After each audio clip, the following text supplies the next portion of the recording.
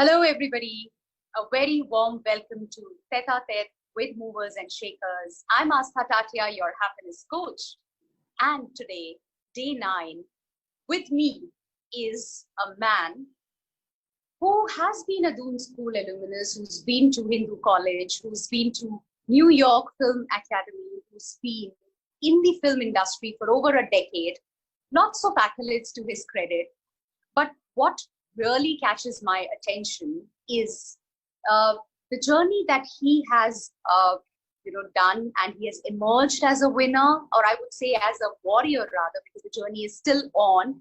He's emerged as a warrior through a lot of these crises that he's gone through, and we all go through crises.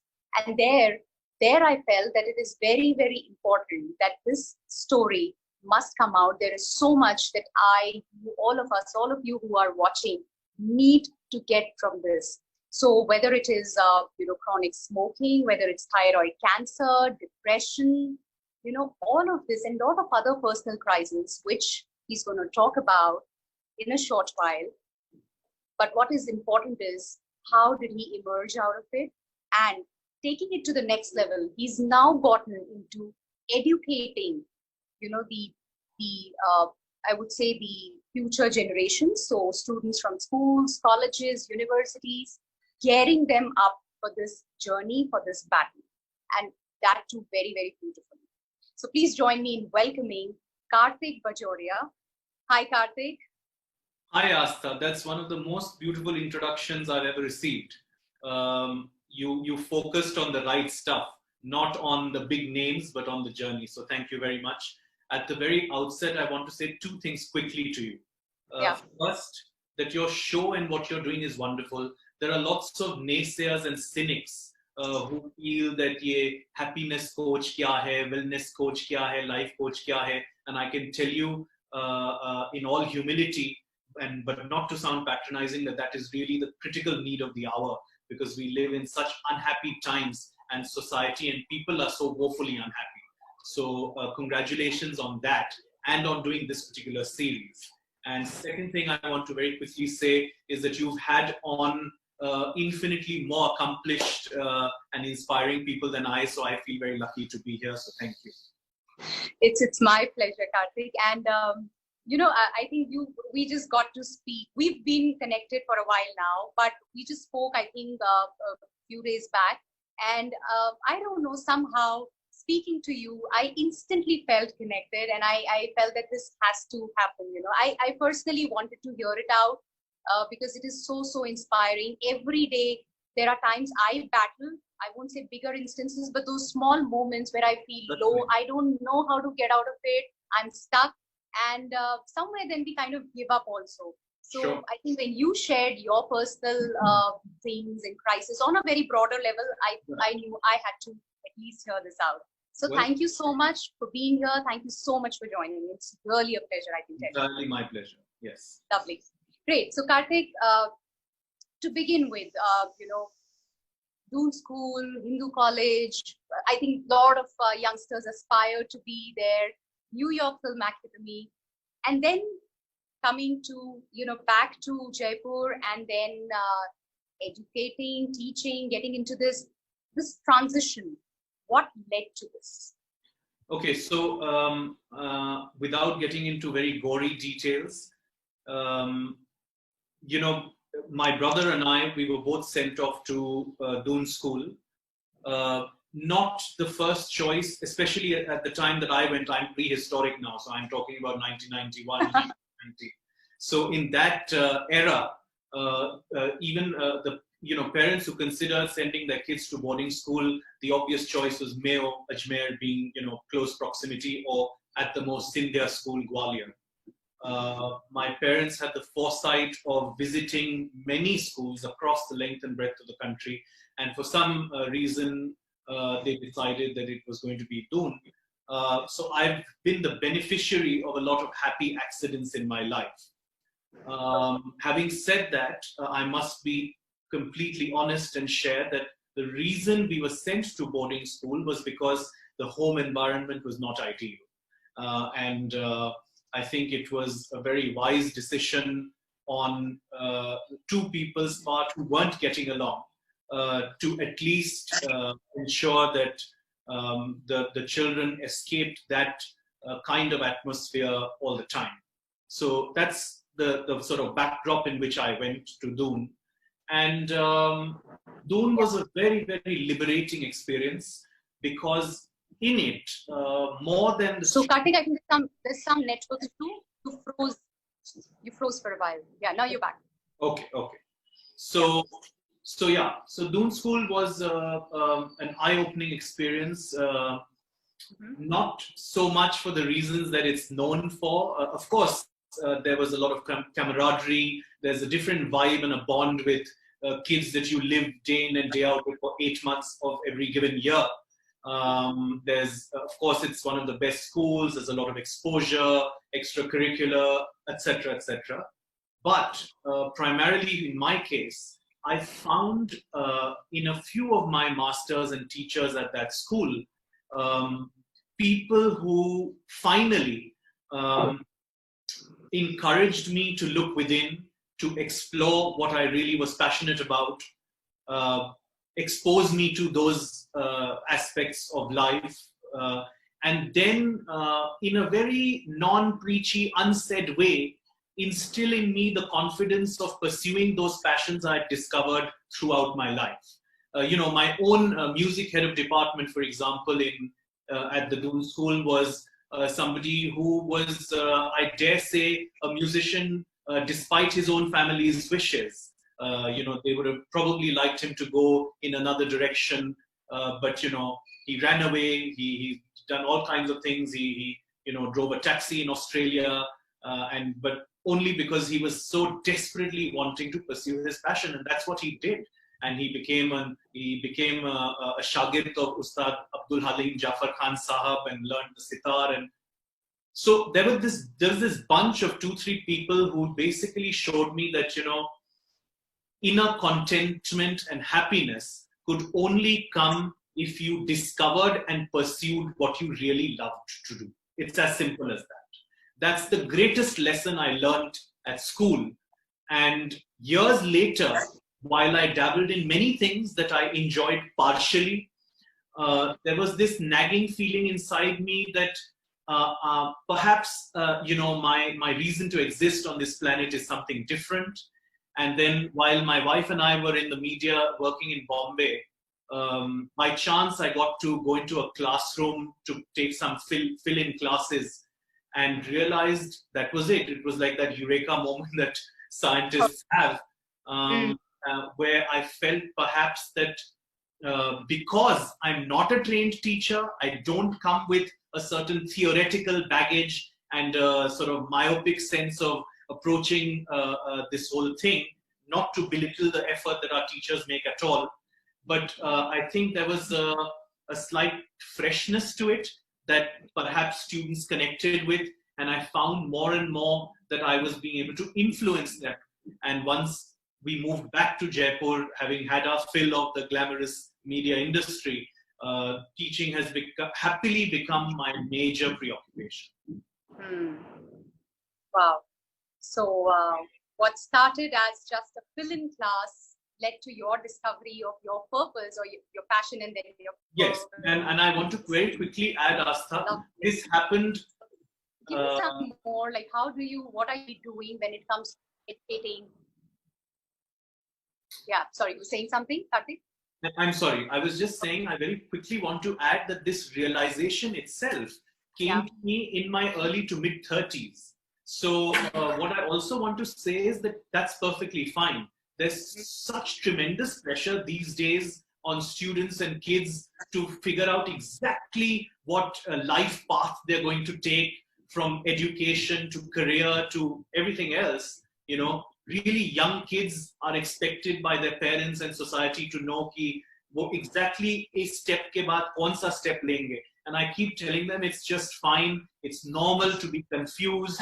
It's wonderful to explore. In fact, confused people lead very interesting lives because we're discovering more things and exploring more things. So I made this shift in my mid 30s and left what would have positively gone on to become a very, very successful career in the media and decided to become a teacher, which pays little or nothing.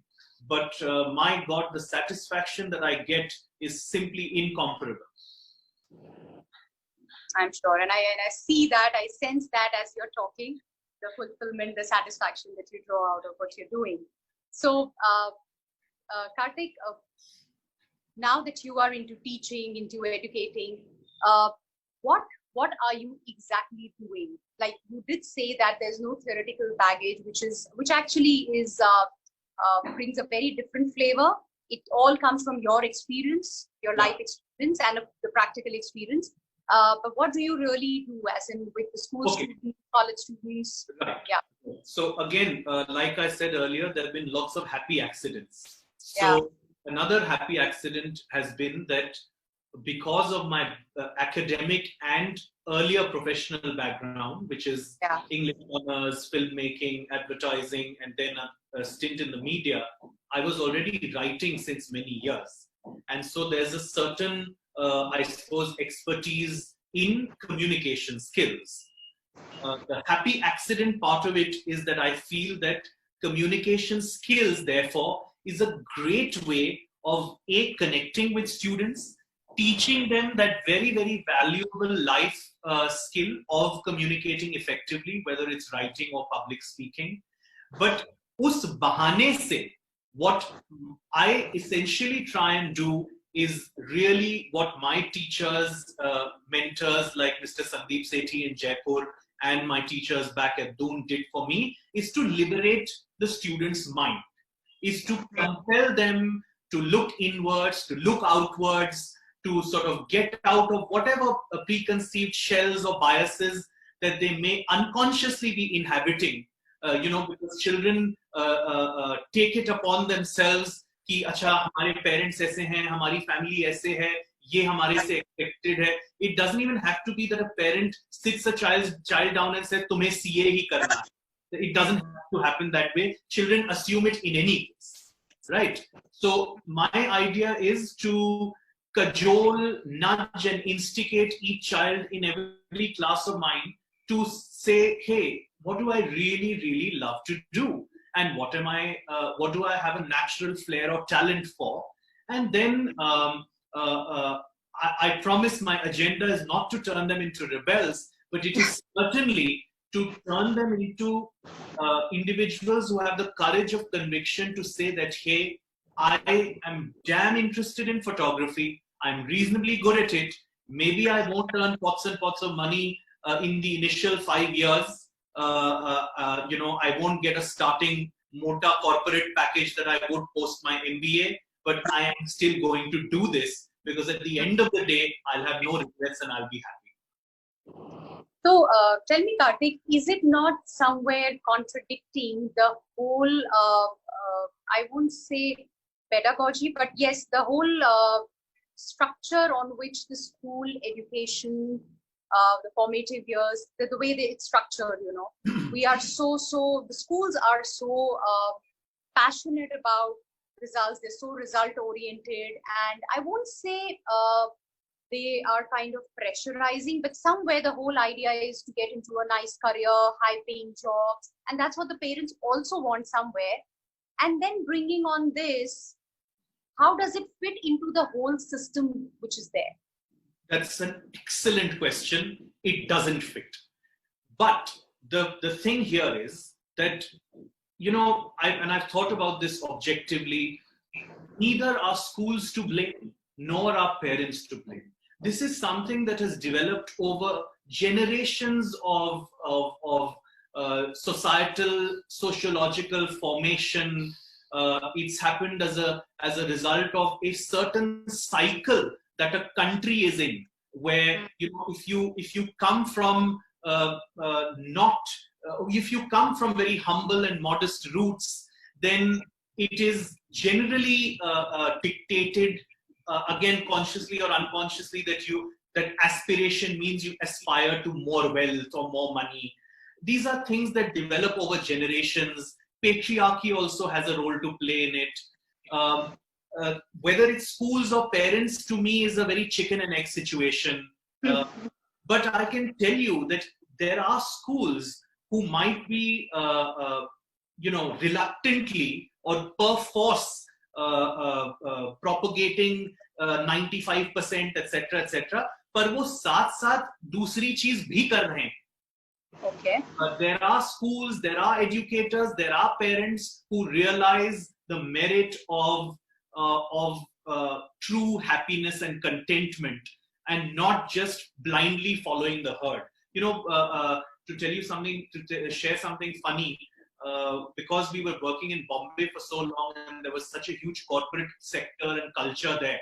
We used to see these hordes and hordes of corporate executives, come out during lunchtime or hit the pubs after work. Couldn't tell them apart. And my wife and I used to call them clone wars, because they were all in their black pants and blue shirts. And I think it's such a huge irony, because that's symbolic of something that is against every fiber of our individual beings. We are all individual, unique, peculiar, eccentric, special people. And there is society wants to shoehorn us, wants to put us in those lines that we follow for check-in at the airport, in every walk of life.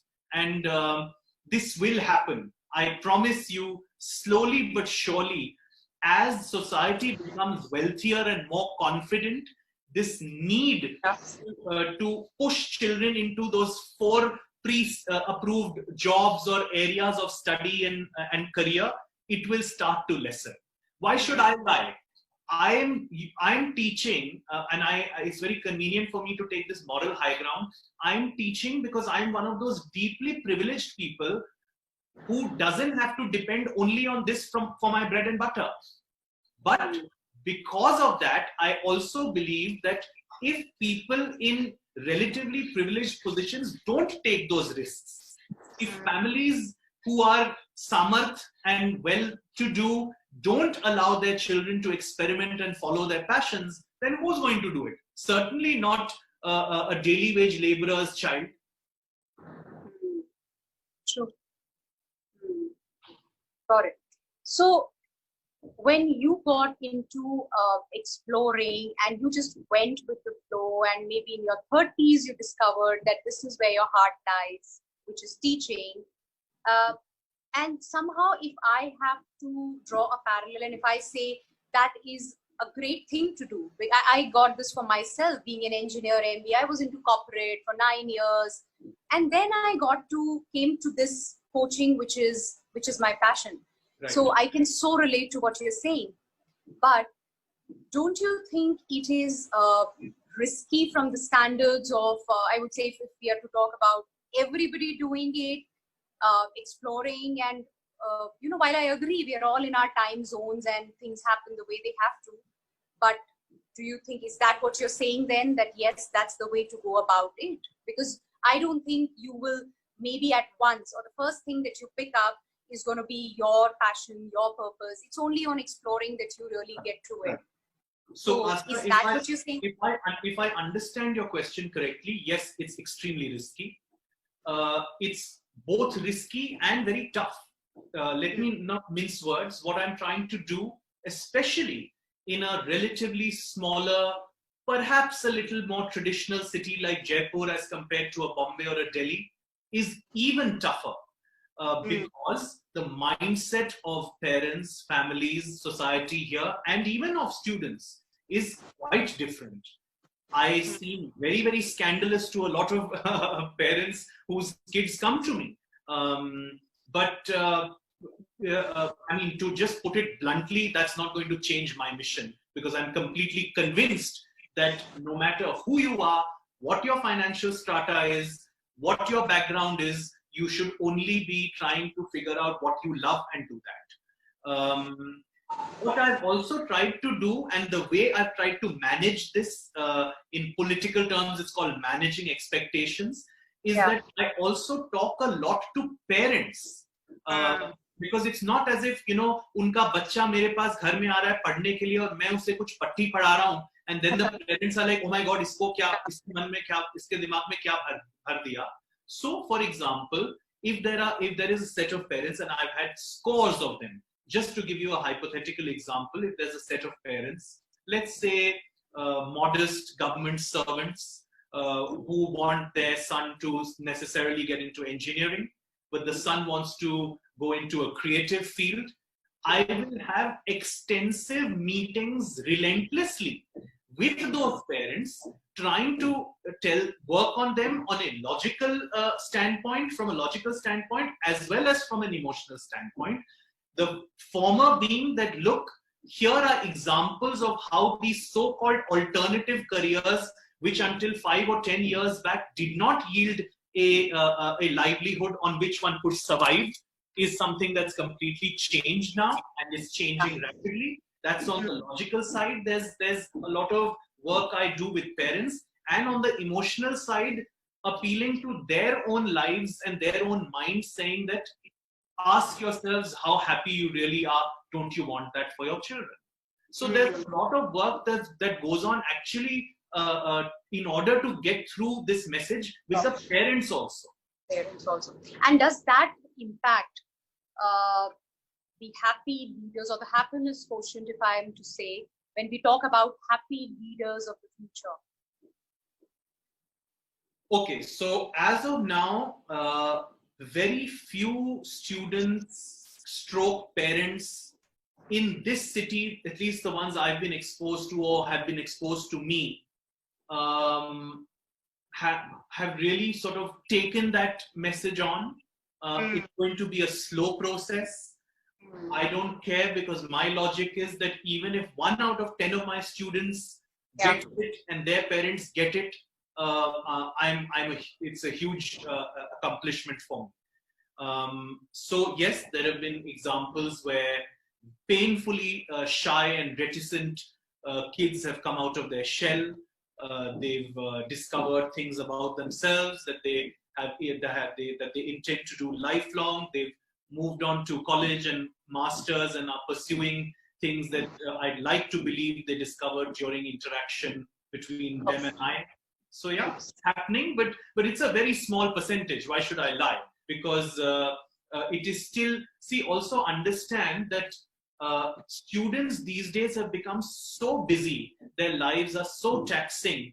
They're busier than us adults. So from them and their parents' perspective, my communication class itself is a huge luxury. They don't feel the need to take out time and effort to do that class in the first place, because the priority is कि बच्चे को उन classes में डालो जिनसे school के काम में immediate benefit or result मिले. Right. So that in itself is the first challenge. Then out of that, the few that come to me, I try and do what I've been trying to explain to you with that. Yeah. Okay. So Karthik, coming back to your life, you've battled all these crises that I spoke about while I was introducing you. What traits, if I were to ask you to list them down, helped you come out as a warrior, as a winner, whatever you may call it, from those crises? Wow, it's difficult. I think the very first thing, and it may sound very simplistic, Astha, is the human spirit itself. Literally and crudely, the will to live, which is the greatest source of strength I had, and I have been having, and I continue to, for example, have huge body image issues. I've struggled with obesity. I've been made fun of. So the first sort of phase of depression that I went through, as not just because of that, because of a combination of many things. In the initial years of Hindu college in Delhi. How did I come out of it? I think at that time you just get busy with college life, and there's so many more things to explore. But like I said, the first thing is the will to live, the human spirit, which is indomitable. And the second way of coming out of any distress, mental or physical, is to accept it and ask for help. We just don't do that. especially in mental illness and in psychological trauma. There is a huge stigma that continues to be attached. You are seen as a weak individual, a very weak man, if you're seen to be vulnerable, crying, low, down, upset. Admit it and ask for help proudly, and get it. And that help can come from anywhere or a combination of resources. It can be, in my case, my wife, my 3-year-old daughter, a professional counselor, a combination, friends. There's a lot of love to be had. You just have to open your arms and ask for it. But was it easy for you to realize that, Karthik? How did that happen? Because I understand that when you are in that state of depression, when you are going through it, obviously you don't have that awareness, consciousness, yes, that you must really go ahead and do this, or this is available for me. Right. So how did it work for you?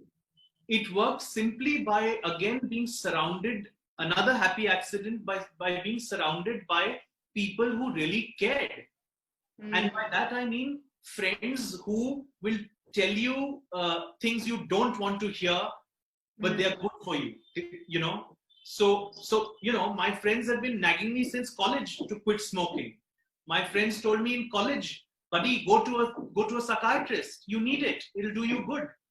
So you have to be surrounded, be lucky enough to be surrounded by the right people. You have to have a certain amount of will inside you to want to get better.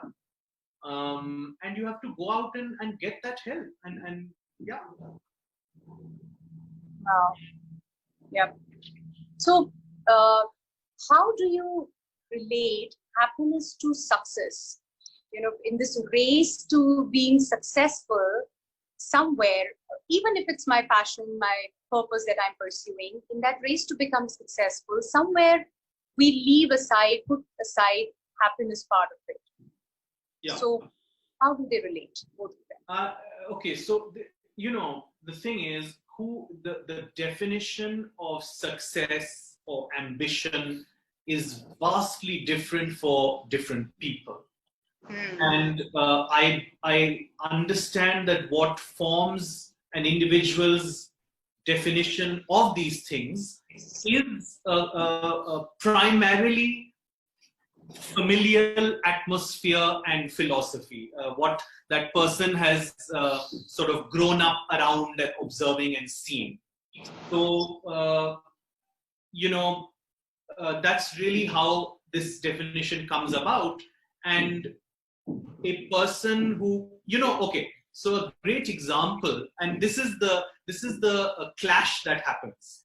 It's since I teach writing, I can use that example. There's something called need and there's something called want. It's a concept that we use in economics, but it's used in literature as well. So what a character wants, what a human being wants, is oftentimes a figment of his or her own imagination. हम ये assume कर लेते हैं कि happiness के लिए हमें ये चीजें चाहिए. So for example, if you watch that film जिंदगी ना मिलेगी दोबारा, Hrithik Roshan's character is convinced himself that in order to be happy, he wants to earn pots of money, he wants to be very successful, he wants to be a tall business leader. But oftentimes there is a clash or a conflict between what a human being wants and what he or she actually needs, which by that same example, in Hrithik Roshan's character's case, what he needs is to find love and companionship. So this conflict is true of human beings as well. What happens with most human beings is कि हमारी जो definition होती है success की या ambition की या happiness की, वो हमारी नहीं होती है, हम उसे inherit करते हैं. The conditioning. Conditioning is a lovely word. Brainwashing is a slightly harsher word. So you either got lucky if you had the right kind of conditioning, and if you had the wrong kind, then also it can be corrected by certain people who later surround you in life, or by missteps that you make and you learn from your own experience. Got it. So Karthik, what is the message that you really want to send out or give out to, let's say, all the viewers? So there'll be students also, there'll be parents, there'll be individuals who are at, some stage of their life dealing with certain things, depending on what age and point they are in life. What is that message that you want to give out from what you've experienced in your life? So I would say nuggets from your life journey. Right. Okay. So, as far as, so I feel that. So I'll interrupt. Hold on. Yeah. Karthik, you'll have to start again because there was a connection issue. So network issue. Sure. Yeah. Okay. So Astha, what I want to say is a couple of things. Yeah. Define success yourself. Mm-hmm. Whatever that may be. Then nobody can tell you that's wrong or right. अगर आपने as an individual ये determine किया है बहुत गहरा सोचने के बाद कि आपको तो पैसे से ही तृप्ति मिलेगी, that's fine. But as long as you have arrived at that definition and that conclusion and that goal and that aspiration yourself. Okay.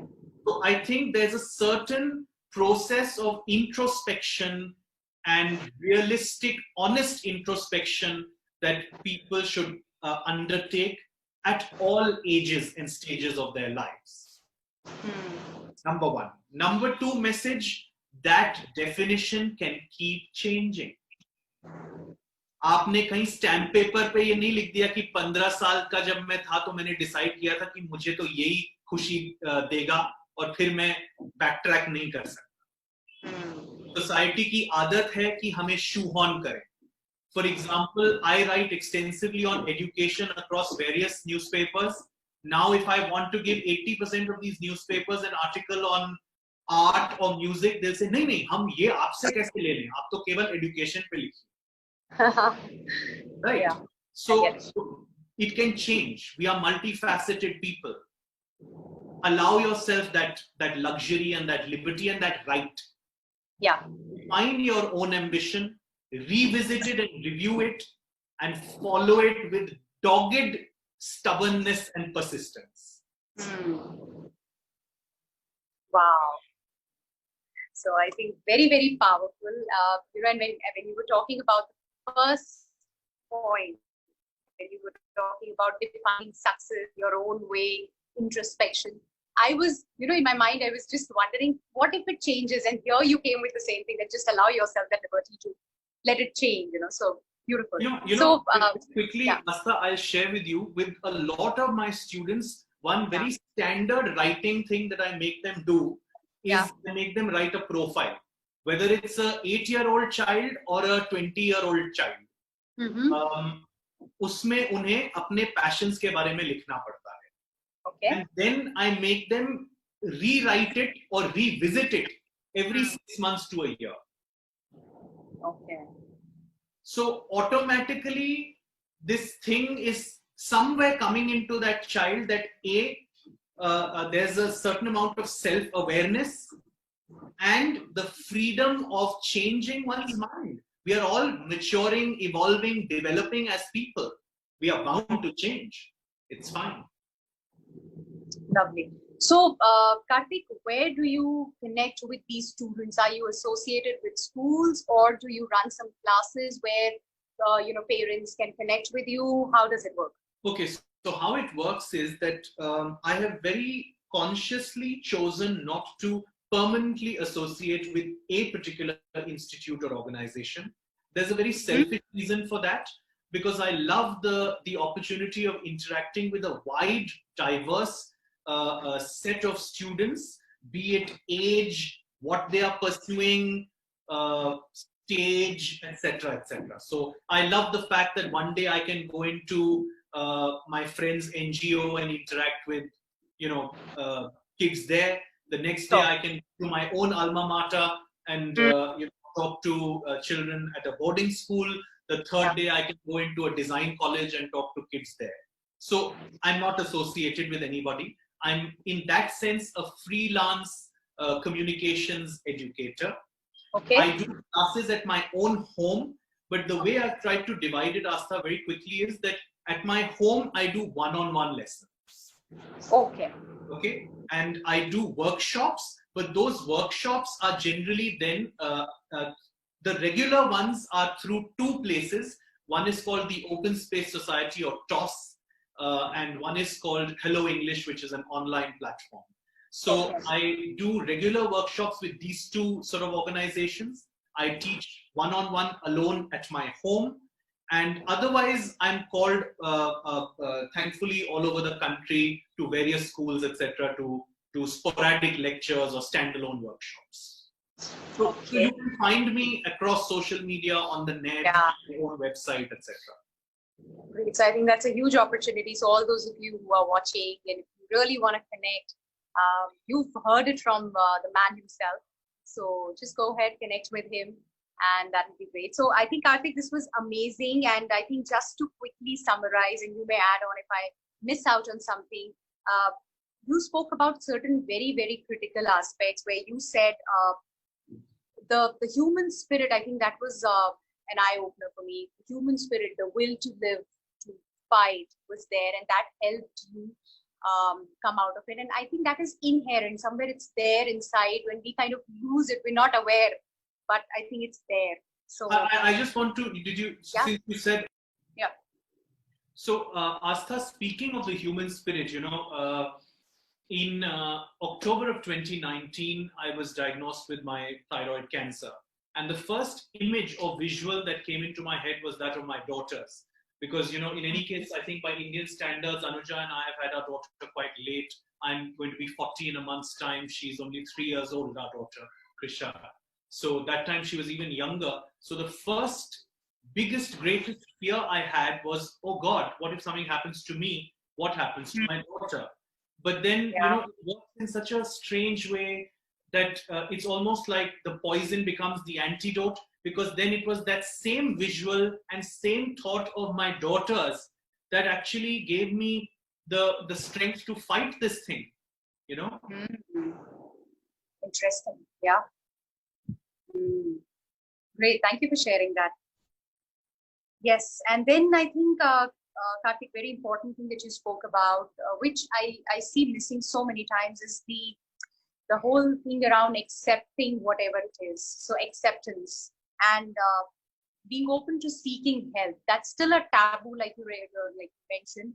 So I think one needs to be open to go all out, seek help. And again, sorry at the cost of interrupting you, acceptance for everything, Astha. It's very, very important. Acceptance for a young person's choices in all aspects of life, including sexual orientation, gender, academic leanings, cultural leanings, any acceptance in its truest, most holistic form. Very well said. Yeah, true. Yeah. And then, yes, you also spoke about having people around you who are honest, very, very straight with you in terms of letting you know. A lot of times we run away from such people, and that's the tendency. So I think that's a very important message, not just for youngsters, but even adults, and I think everybody. So I'll give you a solution for the people who run away, whether it's the person running away or the friends running away. Marry the person. Okay. Wow, that's interesting. In my case, that's what it is. I have the reason for my resurrection, especially post my cancer and depression, second bout of depression, is my wife. And that's because she's a straight shooter. And she tells me the most uncomfortable, annoying truths. And yeah, that's what it is.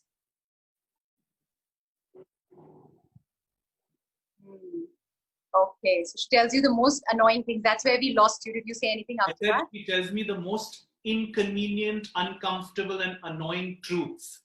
Oh, yes. Okay. Lovely. So I think that's a great message. Great. So I think, great. Thank you for all those sharings, all those experiences and the nuggets that you gave. And I'm sure each one of us really picked on from these. Lot of important things. I think certain things we knew about, but when it comes to taking actions, I think that's where it's all missing. And there were a lot of eye openers also. So thank you so much, Karthik, for sharing. And I would really, really urge everybody to not just hear it out. I'm sure you would have written it down, but also to implement, like really go all out. And you can connect with Karthik anytime that you want. He's there on social media everywhere. So please just go ahead and do that. So thank you so much, Karthik, for joining in, and thank you for your time. It was such a pleasure. It's been an absolute pleasure. I can't thank you enough for letting me speak my mind. Oftentimes I say things that irritate parents and people, but I'm firm on my convictions, and thank you very much for having me. It's been a pleasure. And thank you for doing what you're doing, Karthik. You just mentioned that, it's a very small proportion of students, parents who are really aware today and really doing it.